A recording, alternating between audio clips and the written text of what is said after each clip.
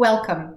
I talked earlier about the British fur traders early on, and my last video I talked about Vancouver and what he observed as far as our textiles and the use of wool, and um, really had fun reading Vancouver's uh, notes and journals. So I'm gonna weave. I'm putting in a lark's head at the beginning, and I just came back for a funeral, and we're not gathering in large places, so I went to pay respects for a clan member and who passed, and and we got in cars and we had a procession through both of our residential areas, and it was very solemn, and I was happy to be a part of that memorial activity. We're all having to come up with different ways of honoring and gathering, and funerals are happening, and so many people are passing, and there's no way to really collectively grieve in this time of self isolation. So it was good to get in the car, stay in the car, and just drive through our community and show respect. And so many people were. They were at their doors, at their homes, standing outside, showing respect. So we're all going to get through this together, and I'm really feeling hopeful when I see that kind of collective love and community spirit for honoring the people who have passed. So I've just started. I wrapped the lark's head. Now I'm going off to where I'm going to enter the black two braids. So I have this length, and I'm going to do slip knots to control that length.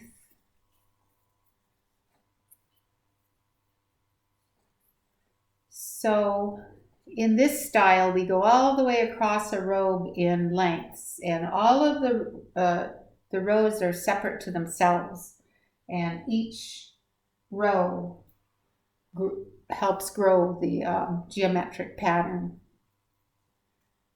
In the Naheen, we're able to go back and forth in color areas and grab and join between the color areas. But with ravenstail, we go all the way across.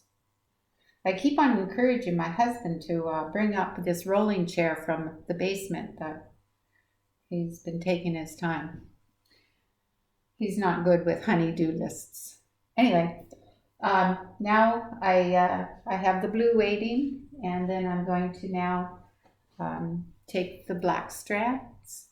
And the way I measure for the length of the weaving is I go twice the width, and then one length of the width to for weaving take up. So that's how I come upon the length of these weavers.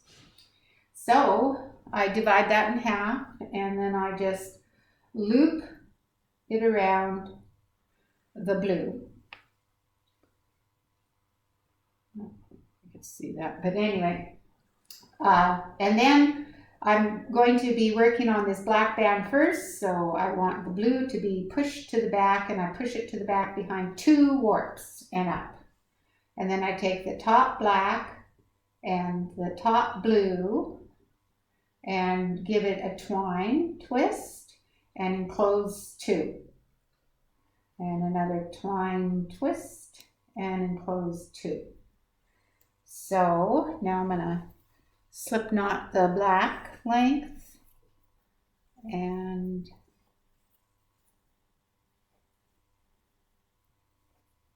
okay. So we talked about Vancouver, But before I leave the British explorers and fur traders, I want to talk about our cultural feelings about ownership. Everybody, because we don't have individual owners of our land, we never did have individual owners of our land. People talk about that we didn't have the concept of ownership, and of course we did. And when Cook went down to where he called Nootka, he had a artist with him, and that artist was Weber was his name. And so he went into, they were there a whole month. So he went into the homes and visited there and had feasts. I'm sure he was invited to their home, to the big long houses. And so Weber went along too. So he spent some time inside the home. And so he also wrote a journal and left notes and with his paintings and his sketches. And he sketched the people in the Nootka area, the Nutchanuth people. And so he's sitting there drawing. Well, Captain Cook is there.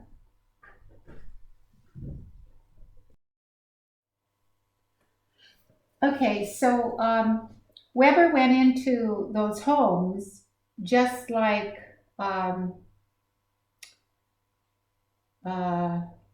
let's see, I've got to see where I'm at. Okay. So he went into the homes and he was sitting there sketching, and there was in one of the big houses, the chief's houses, there was a couple of carved posts at the back of the house. And so Weber sat down and proceeded to start sketching those what he saw in the house. And so a couple of big people came and stood in front of him, and they held a mat up so that they blocked his vision of these two carved posts. And so I don't know how they conveyed what they wanted or what they didn't want, but Weber, who he pulled out a couple of buttons he pulled off a couple of buttons from his jacket and gave them a couple buttons so that he could continue drawing and sketching. And so they took it and let him be. And then somebody else came up and blocked his vision, and he had to give more buttons. And pretty soon he showed that he had no more buttons, because people kept on coming and demanding these buttons so that he could see. And so he ran out of buttons, and as soon as he ran out of buttons, they allowed him to proceed with his drawing. So and then another thing that happened there in 1778 was, well, in those days when there was no refrigeration and no electricity and all, these boats would carry livestock on the hoof, dinner on the hoof. And so Cook had a couple of cows. He definitely had a milk goat too. So he had well, I think maybe he didn't have cows. Maybe it was goats. But he had livestock on the boat, and so they needed fresh grass. So they took their small herd that lived on their boats, their ship, and they released them into a patch of grass that was away a little bit away from the village. It was just a plain patch of grass, and they thought that would be no big deal to let their livestock graze there.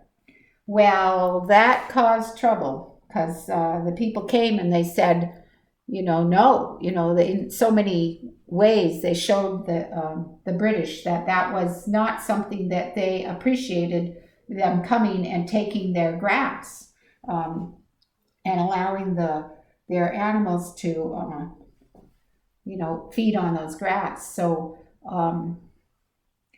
and it shows up in two publications from this exploration, that this instance with the grass. And so, and the one person who wrote about it said that if Captain Cook or any of the officers weren't there, they would have not complied to any of those people requesting or demanding them stay away from their grass, right? But because the officers were instructed to treat these people with respect from Cook's direction, then they were forced to comply with the Nuuchnuth people saying, no, we're not sharing our grass. And so that's another instance of where the ownership of the resources in the areas they were owned. They were possessions of the chiefs and their people, and that they required that there be respect and ceremony in anything that they gave or received. So another thing that was interesting with Cook is that he,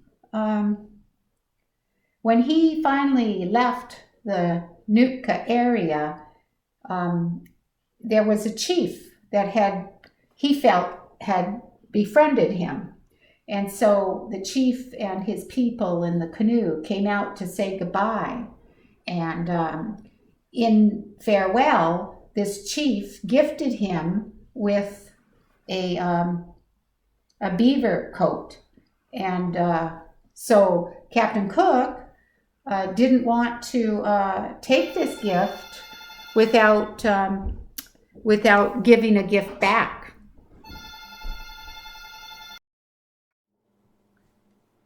So when the chief gave Cook the beaver cloak, the Captain Cook felt obligated to return a gift, and so he gifted the chief with a brand new sword hilt. Anyway, so they were gifting each other during this farewell ceremony with escalated values of gifts. And so probably this gift giving may have forgiven and caused the Nuuchnuth people to forgive Cook for what he took from that area, because he most definitely took water, and he cut and felled down trees from this chief's ceremony, or this chief's territory. And and that brings me to the touchy subject of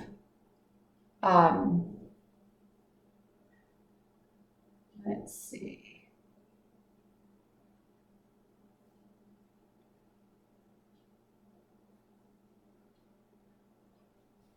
Okay, so the touchy subject of theft. Like, you see a lot of the British traders, and all the fur traders talk about how the native people had sticky fingers, and that they would take things as if it was a game even, and that they didn't show too much remorse when they were caught taking things. But here's my version. Here's my thoughts about that. So here come these people into a chief's and the people's territory. And these big ships need water. They need to replenish their wood. So they come in and they do that. They come boldly into this territory and they hike into the woods and they look for the water and they look for the wood and they find it, they gather it, they take it, all under the nose of the chief and the people who own these things. And so for the native people, they were the thieves. They were the ones, without requesting in ceremony or in trade, they were taking resources from these people's territories. And so they were the thieves. And in order to gain prestige again after this, their things were taken right under their nose, in order to gain respect again, they needed to, in kind, do that in kind. It was like, okay, here are these people, they have no morals, they have no respect, and so this must be something of a cultural thing for them. And so I guess that's what we do to them. Maybe they're showing us respect by taking these things, and we must show similar action. It's just crazy that they talk about the native people pilfering, and when they were the major takers. So that's the native side of things, as far as that those comments that I find in the journals. Another thing that really peeves me is that in England they had a rule, like if a boat was to get marooned or crashed onto a beach, the people whose beach that was, it was finders keepers, losers weepers, and people would go to those beaches and take things from the wrecks of boats that got wrecked on their beach, and nobody came and arrested them because they were following what their cultural norms were. So I just thought it was just crazy when I read these comments in the journals of these newcomers saying things like pilfering and things like that. So anyway, I know that's not very Bob Ross of me right now, but there's things that really touch off when I go back and read these things. And like I say, I try to read between the lines. With my knowledge of my own culture and my own traditions, I do read between the lines. So thank you very much for listening to me, and I hope you have a great weekend. Thank you for joining.